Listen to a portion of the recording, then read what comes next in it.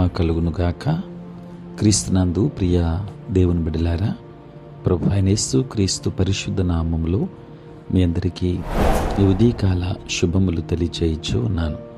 ఈ దినమంతయు మీకు మీ కుటుంబానికి దీవెనకరముగాను ఆశీర్వాదకరముగాను దేవుడు అనుగ్రహించాలని మీ కొరకై ప్రార్థిస్తూ ఉన్నాను.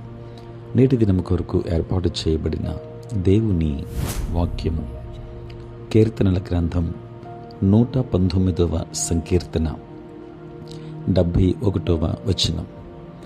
నేను నీ కట్టడలను నేర్చుకున్నట్లు శ్రమ నొంది ఇండుట నాకు మేలాయను.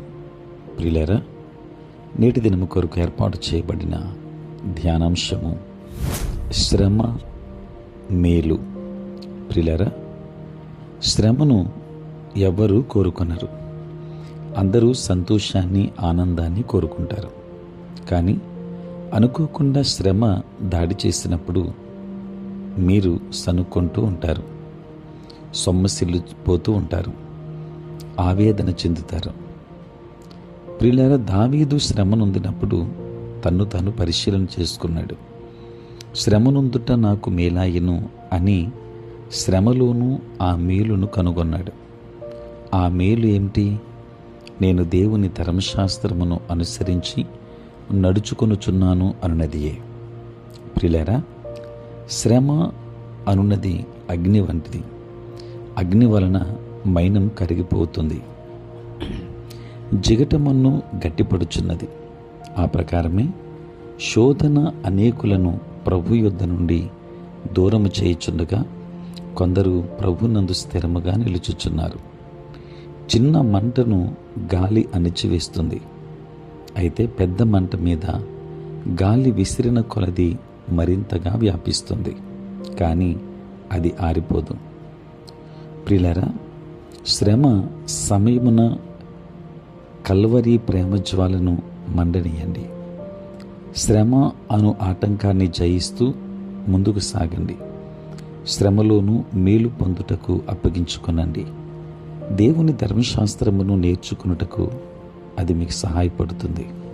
దేవుని బిడ్డలారా, శ్రమల అవతలనున్న దేవుని మహిమ వైపు అపోస్తలుడు చూచాడు. క్రీస్తు కొరకు శ్రమ పడుట ఆయన మహిమకు కారణమని ఆయన తన్ను తాను ఓదార్చుకున్నాడు. ప్రియులారా, మనము పిల్లలమైతే దేవుని వారసులము, అనగా క్రీస్తుతో కూడా మహిమ పొందుటకు ఆయనతో శ్రమపడిన ఎడల క్రీస్తు తోడి వారసులము.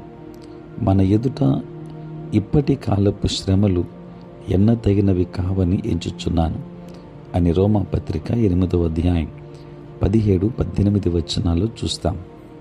దేవుని బిడ్డలారా, సహించిన వారమైతే ఆయనతో కూడా ఏలుదుము అని పౌలు తిమోతికి వ్రాసిన 2వ పత్రిక 2వ అధ్యాయం 12వ వచనంలో వ్రాశాడు.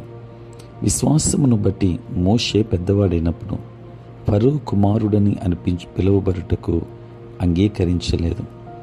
ఐగుప్తు ధనము కంటే క్రీస్తు విషయమైన నింద గొప్ప భాగ్యమని ఎంచుకొని అల్పకాల పాపభోగము అనుభవించుట కంటే దేవుని ప్రజలతో శ్రమ అనుభవించుట మేలని యోచించాడు.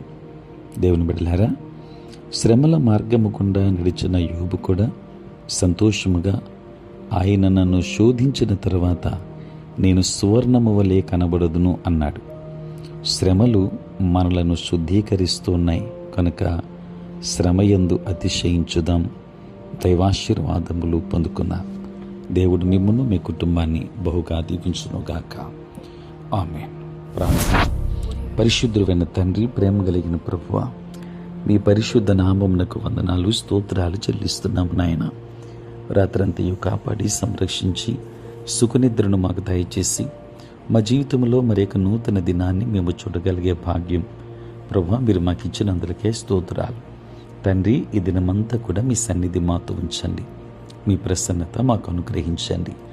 నేటి మా పనులలోనూ ప్రయాణములలోనూ పరిచర్యలోనూ తోడుగా ఉండండి. తండ్రి, ఉద్యోగస్తులు, వ్యాపారస్తులు, కష్టపడి పని చేసుకుంటున్న బిడ్డలందరినీ దీవించండి. చదువుకుంటున్న బిడ్డలకు మీరు తోడుగా ఉండండి. దూర దేశాలలో, దూర ప్రాంతాలలో ఉంటున్న బిడ్డలను మీరు దీవించు మరీ ప్రార్థిస్తూ ఉన్నాను. నాయన, రక్షణ లేని వారికి రక్షణ భాగ్యాన్ని ఇవ్వండి తండ్రి. అనుదినము ఈ ప్రాతకాలపు ధ్యానములలో ఏకీభవిస్తున్న ప్రతి కుటుంబానికి కావలసిన ఆశీర్వాదాలు మెండుగా దయచేయండి.